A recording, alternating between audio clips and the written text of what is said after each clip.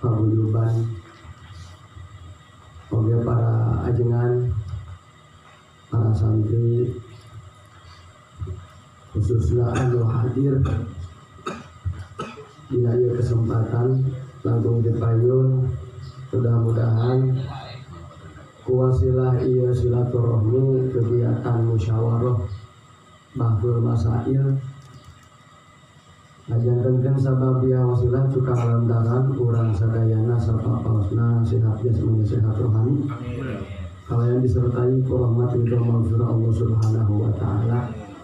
Wabil khusus salaku sahibul bait atau pribumi, mudah-mudahan doa spesial di jajaran MUI diwakili ku peribados, mudah-mudahan JTM semakin inovatif, barokah, dan menjadi sebuah qudwah dan gaib untuk pergerakan bagaimana umat manusia khususnya umat Islam di Pajantangan, terutama generasi muda, putra putri orang, anak cucu orang, anak cucu bangsa ini kurang sadayana diupayakan secara ikhtiar, bukan berarti kita mampu, tetapi dalam rangka melakukan upaya tugas pokok sebagai umat manusia, yaitu amar ma'ruf nahi munkar.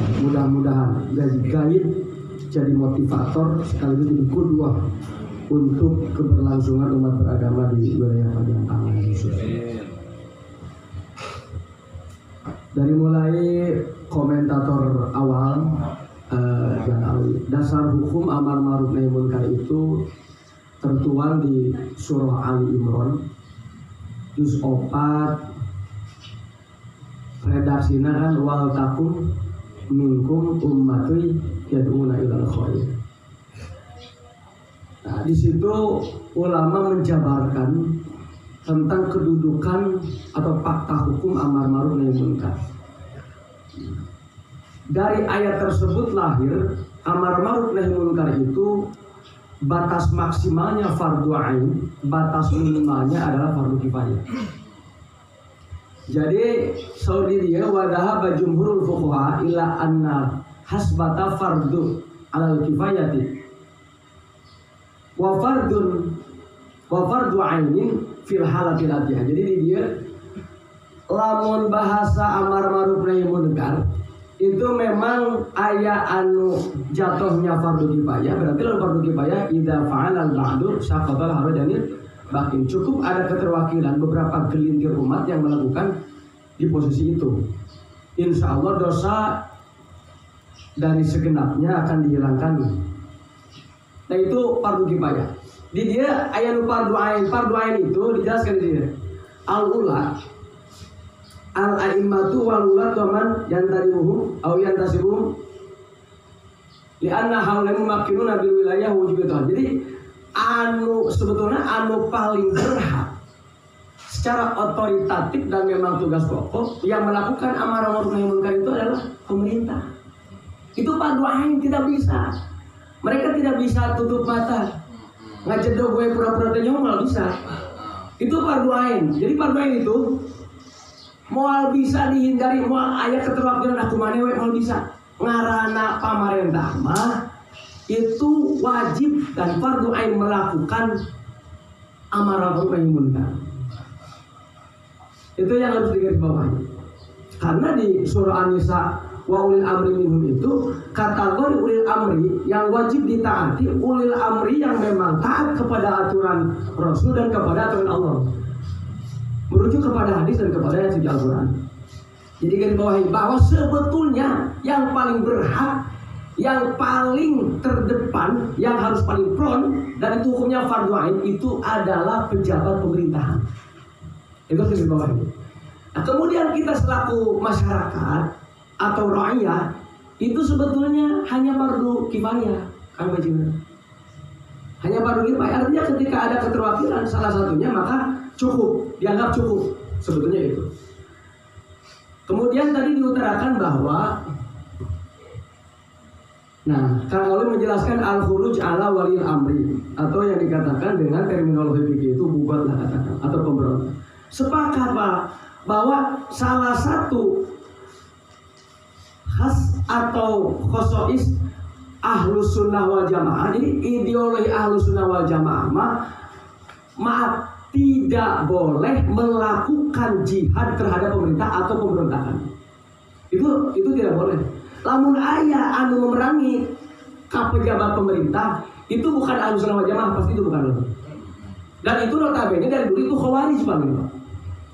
Sepakat kita, ngaranna ahlus sunnah wal jamaah itu tidak boleh melakukan pemberontakan terhadap pemerintah. Dan itu bukan dakwah, bukan hizbah, bukan amar ma'ruf nahi munkar, itu persoalan jihad. Karena dalam persoalan amar ma'ruf nahi munkar itu ada klasifikasi, ada tahapan. Termasuk tahapan pertama adalah dakwah. Surah An-Nahl juz 14, ud'u ila sabili rabbika. Dakwah yang pertama dakwah. Tentunya dakwah itu lewat mimbar, tabligh akbar dan lain-lain. Pengajian majelis taklim itu adalah dakwah. Pendekatan dakwah itu ada 3 kan. Bil hikmah, wal mau'izatil hasanah. Ya, wajah dimuliati hasanah. Kalau memang dikerucutkan itu katakanlah 2 apa? Panglima. Jadi secara persuasif dan secara subversif. Pendekatan secara hikmah dan mau'izah. Yang kedua adalah pendekatan wajah dimuliati hasanah. Ketika darurat, nah ini nanti akan dibahas. Yang kedua adalah hizbah. Hizbah itu ada 5 tahapan. Dan yang terakhir amar ma'ruf nahi munkar itu adalah bil jihad. Nah ini ketika kita melakukan jihad terhadap pemerintah atau katakanlah memberontak, itu tidak boleh. Ahlus sunnah wal jamaah itu tidak boleh melakukan seperti itu. Dan itu adalah khawarij. Sepakat, tidak boleh itu. Tapi tidak ada kaitannya dengan amar ma'ruf nahi munkar yang kita lakukan hari ini. Ya kita sepakat mendekonstruksi negara tidak boleh. Maaf misalkan ya misalkan sekalipun ini persoalannya jalur kanan, tapi kalau ekstrim kanan namanya, misalkan togut, Pancasila togut, ayo kita perangi, percuma mana sholat, percuma mana zakat, lalu masihkan iman karena Pancasila tetap mana yang mau diterima sholatnya. Nah itu khawarij juga. Ya, sepakat itu akan mendekonstruksi negara, kita tidak sepakat. Ya. Lamun ayeuna urang misalkan hayang ganti ideologi negara, merangan pemerintah 50 tahun can kudu beres. Encan ke bangun kembali. Baheula ge kepentingan intervensi luar negeri. Ada yang mau ini adalah daulah Islamiyah, ada yang mau sosiodemokrasi, ada yang mau komunisme dan lain-lain. Itu apa tidak cukup waktu puluhan tahun sampai hari ini Indonesia masih seperti ini. Nah, jadi kita sepakat bahwa ini bukan persoalan, jadi tidak ada dalam konsep amar ma'ruf nahi munkar atau hizbah itu mengarah kepada pemberontakan, tidak ada. Ya, terus bagaimana tentang aksi atau demo, aksi damai atau demonstrasi dan lain-lain atau menyampaikan aspirasi kepada pihak pemerintah? Nah, ini di kitab Musnah dijelaskan. Jadi yang namanya hizbah atau amar ma'ruf nahi munkar, ya dari pihak bawah atau masyarakat itu bisa dilakukan terhadap pemerintah, ad-din nasihat, termasuk diamatil muslimin, termasuk ulama dan lain-lain. Ketika kita misalkan mau melakukan aksi damai, di sini dilakukan. Ada penjelasan itu. Ihtisabur ra'ya 'alal a'immah wal mula. Artinya melakukan amar ma'ruf nahi munkar dari masyarakat kepada pihak pemerintah dan kepada pejabat pemerintah. Nah, tentu di sini dijelaskan teknisnya oleh Imam Ghazali. Nah, yang dinamakan misalkan kita aksi damai atau demonstrasi atau menyampaikan aspirasi, dan itu adalah proses amar ma'ruf nahi munkar juga. Kata Imam Ghazali termasuk di sini at-tarif wal wadu, seperti kemarin disampaikan Pak, tidak boleh merusak, tidak boleh misalkan merusak fasilitas publik dan lain-lain. Itu sudah sepakat. Cuman memang perlu digarisbawahi Kang Baji, yang namanya demo atau aksi damai, kumanya jadi akhirnya teh image teh seakan-akan terkesan radikal gitu. Iya memang karena giringan opininya ke situ. Abdi oge kamari asa greget gitu ketika nguping orasi di pejabat pemerintah. Oh, hati-hati melakukan dengan adab, tata krama lah, jangan anarkis atau radikal gitu. Terus sebetulnya aksi damai atau demo itu tidak ada kata radikal. Jadi nahi munkar hari ini memang dicap radikal. Nah itu terkesan dari itu teh disudutkan kepada satu organisasi katakan. Jadi itu mah lain golongan kita, lain samina tapi itu minhum, sehingga menjadi anomali. Ya itu secara real disebut FPI oke gitu. Ya. Jadi terkesan jadi pengurus FPI teh adalah pemberontak gitu. Ya, betul. Terkesan kan seperti itu. Betul. Kita kepaberon dulu oke. Pertanyaan tegasnya kan gini Pak, kita itu selaku umat manusia, kita itu selaku umat manusia yang beragama, insan yang beriman, bangsa yang berasaskan Pancasila Pak. Apakah kita ridho atau mau membiarkan anak cucu kita, secara umumnya anak cucu bangsa ini dibiarkan hidup dalam kecanduan narkoba, mati dalam keadaan overdosis? Tidak mungkin Pak. Jangan berbicara bangsa Pak, jangan berbicara agama, berbicara insan saja manusia itu sudah tidak bisa. Menyayang jelema ngantep karena urusan gitu. Sah saja. Jadi lamun ningali konsep-konsep di dalam fikih formal, geus latah ngomongkeun jelema lah atuh. Aing ngantep kan kitu mah geus ngomongkeun jelema mane karena insan itu kan makhluk sosial. Artinya seluruhnya harus saling. Wa tawasau bil haqqi wa tawasau bis sabr. Tidak bisa cukup hidup sendiri, Pak. Nah itu, jadi kita harus melakukan kegiatan sosial, baik dakwah, hizbah dan lain-lain. Nah itu yang perlu digarisbawahi. Terus kemudian berbicara tentang amar ma'ruf nahi munkar. Maaf, munkar itu a'ammu minal maksiat. Kategori munkar itu lebih umum dari kategori maksiat. Sekalipun itu bukan sesuatu hal yang maksiat, tidak ada konsekuensi dosa. Misalkan anak kecil, anak kecil ngelem, ada dosa ada. Ayo udah detik mah ada can kata klip kan, untuk neraka kan. Terus kemudian melakukan sholat, can kewajiban. Tapi persoalan amar nahi munkar apa bukan hanya sebatas persoalan maksiat dan taat. Sekalipun itu bukan maksiat yang melakukannya anak kecil ketika ngelem, tetap kewajiban kita amar ma'ruf nahi munkar. Nahi munkar itu munkar Pak. Sekalipun itu bukan maksiat tapi itu munkar.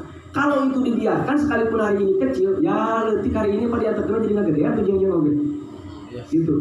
Lamun ayeuna urang diam, itu wattaqu fitnatan la tusibanna alladziina zalamu minkum itu di surah Al-A'raf juz 9. Jadi lamun urang ayeuna teu bergerak Pak, di samping urang tidak melakukan kewajiban, terus disebut syaitunun akhros. Kemudian ketika Allah menurunkan bencana, mau pilih di wilayah-wilayah, pasti benang kabeh oge gitu. Itu persoalan. Jadi harus sepakati.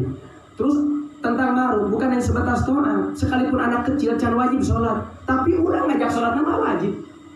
Dasar hadisnya kan muru auladakum bis sholat. Di samping sini ya sekalipun dia budak can wajib sholat, tapi urang secara amar ma'ruf nama wajib ngajak budak sholat. Untuk bisa ngajak urang. Nah, sekalipun itu tidak maksiat untuk pribadinya, tapi itu munkarot. Sepakat itu munkarot. Wal yakhshal ladzina law taraku min khalfihim dzurriyyatan di'afan khaufa 'alaihim. Itu surah An-Nisa juz 4 menjelaskan, mana orang teu boga rasa sieun gitu ketika anak cucu orang. Saya tidak mau mengatakan itu biarilah anak orang lain atau sekolah lain, kampung lain. Ya, kok berbicara umatan wasatu umat manusia kok gitu. Sekalipun itu katakanlah secara nasab itu anak orang lain, kalau dibiarkan Pak bisa jadi ke depan yang menjadi korban anak kita. Sok lamun itu jadi preman, tukang malak atau tukang mau, bisa jadi korbannya mau orang, anak orang. Oke, tidak bisa. Kita harus sepakati bahwa amar ma'ruf nahi munkar ini yang pertama itu bukan khuruj ala wali amri, tidak. Ya, adapun persoalan tadi ada dakwah dan sebagainya itu di sini dijelaskan Pak. Dijelaskan bahwa kegiatan itu nanti apakah masyarakat ini bisa melakukan tahapan amar ma'ruf nahi munkar, jelas fardu kifayah batas minimalnya. Batas minimal fardu kifayah. Jadi kita harus seperti apa yang harus kita lakukan, termasuk tadi ketika menemukan hadisnya tadi sudah dibaca, man ra'a minkum munkaran falyughayyirhu biyadihi. Kita harus melakukan dengan kekuatan orang nubukan. Tidak ada alasan sekalipun orang tersebut suka minum arak, misalkan bagil, tukang minum arak tetap wajib ngalakukan nahi munkar nyaram ka batur. Sanajan tukang minum. Sanajan tukang itu iya Pak. Itu iya. Kade Pak, sanajan tukang minum. Lamun ayeuna misalkan aya misalkan dia, wah sia bisa ka batur, diri sia heula benerkeun.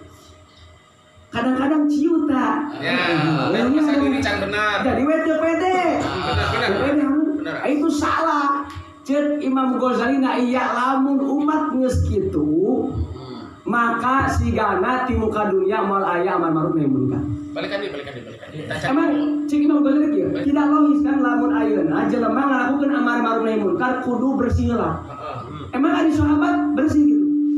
Notabene sahabat itu ada yang latar belakangnya jahiliyah, pernah menjadi pembunuh, pernah menjadi pengedar narkoba, katakanlah seluruhnya dilakukan. Bahkan kufur sekalipun dilakukan. Nah, ketika sahabat itu masuk Islam, dan lupa sahabat gitu. Nah, jadi di ayat dijelaskan tidak ada alasan untuk melakukan amar nahi munkar, itu diri pribadi harus bersih dulu, begitu. Tukang mabok tetap wajib ngomean tempat-tempat pangmabokan kumacan. Minimal untuk keluarga wa andir asyiratakal aqrabin atau ku angkusakum mahalikum. Minimal untuk anak cucu kita. Manya urang salaku bapana arek ngajak anak. Meureun kitu manusia ge geus lain dah. Jadi tetep Pak, sekalipun ayeuna urang can bener, urang masih kotor, tetep amar ma'ruf nahi munkar itu wajib melakukan. Harus begitu. Maaf, bahkan Imam Ghazali mah dia mencontohkan secara ekstrimnya ieu punten tapi mah bisi rada jorang. Lamun aya jelema merkosa awewe, diperkosa ta awewe. Cek Imam Ghazali, ya, ketika merkosa itu sudah munkar luar biasa, fahsya zina. Tapi tetap masih bisa mampu mah beungeutna da ieu teh orang ketika ditempo haram tutupan ku koran. Bentuk eta teh nahi munkar minimal tina tutupan wajahna mah ulah jadi dosa nempo wajahna gitu.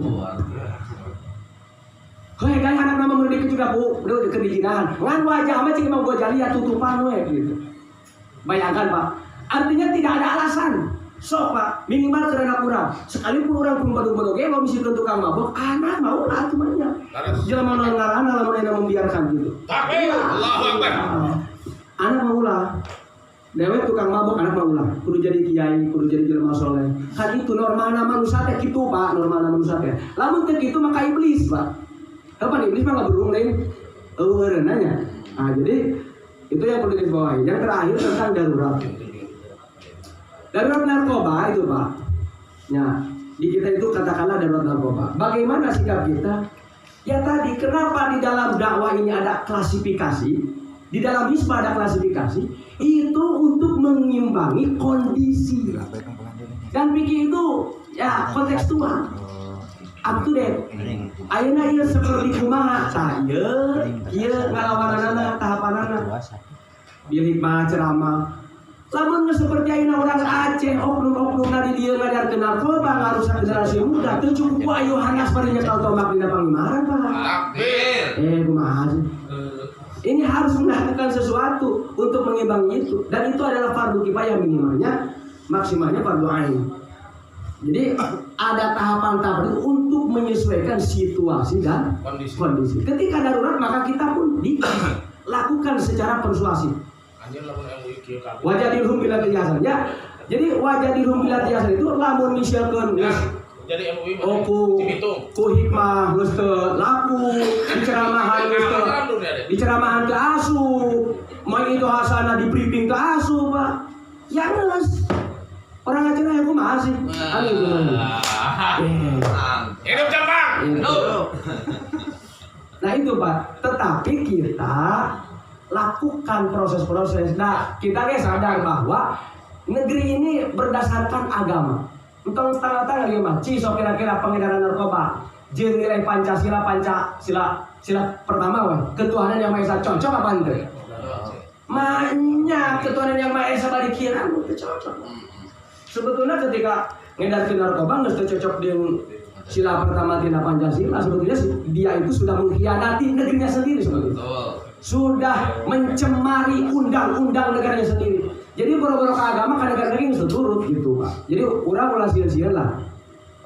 Sekalipun memang tadi aya aturan dina bahasa, dina menyampaikan sesuatu, urang teh kudu dikemasangkan tidak melanggar. Nah, seperti itu. Jadi ketika misalkan berbicara tadi darurat, kita pun digas secara supersif. Dan itu ada aturannya. Ayatnya wajadirhum billati ahsan kalau dakwah. Yang kedua lamun dina ayat isbamah nya lu'inal ladzina kafaru min bani Israil ala sayyidina wa rasulillah dari kabi ma'asa wa kanu ya'tadun. Kanu la yatanahuna amul karim. Lah, mereka itu tidak melakukan proses amar ma'ruf nahi munkar. Jadi ternyata Allah menjelaskan kalau ada umat membiarkan kemunkaran dan tidak melakukan sesuatu, tidak melakukan nahi munkar, maka akan kami kutuk seluruhnya. Nah, mau naik Pak. Da orang kali persoalan hayang ngabenerkeun batur lain ieu mah alasankeun kewajiban. Urang sieun dosa gitu. Sieun dosa. Nah, jadi persoalan ketika misalkan ini secara fikih formal disampaikan bahwa tahapan-tahapan itu memang ada dan itu untuk mengimbangi bagaimana situasi dan kondisi. Kalau memang sudah darurat narkoba, maka kita lakukan secara supersif. Di dia dijelaskan bila perlu tadi teh miras teh cokot bukaan kocor-kocorkeun, tumpah-tumpahkeun. Itu bagian daripada amar ma'ruf nahi munkar. Ngan ulah ari ngarusak warung mah da teu dosaan sebenarnya warung. Tapi kan ieu mah obatna mirasna kocor-kocorkeun gitu. Nah seperti itu Pak. Ari di Islam ada aturanna, ya urang teu meunang ngalakukeun secara fisik teu meunang. Terkecuali bela diri konsepna. Nah tadi teh ari ngajual mah moal ieu mah ngancam bila mun aya nu rek ngajual dihorong gitu. Artinya jangan melakukan ujug-ujug ditampilin atau naon. Terkecuali marehanana ka urang misieun teh. Katingali arek ngarogahala ya daripada kapilaan. Penimpilan orang itu di aturan agama dafus soil itu kan dinyatakan itu ada dafus soil. Jadi bagaimana kita memperjuangkan hak-hak asasi dah. Makanya hari ayeuna nu demo dianggap radikal, ai pengedar narkoba dianggap perumatan yang alam. Sok dibalik, apa marentah teh dibalik. Dia mau dianggap radikal, iya. Jadi gitu, sepakat ya. Jadi teu aya insyaallah di dalam konsep amar ma'ruf nahi munkar, insyaallah teu aya ngarah kana al-khuruj ala waliyil amri. Sepakat itu. Kayak konteks bobot. Itu. Ada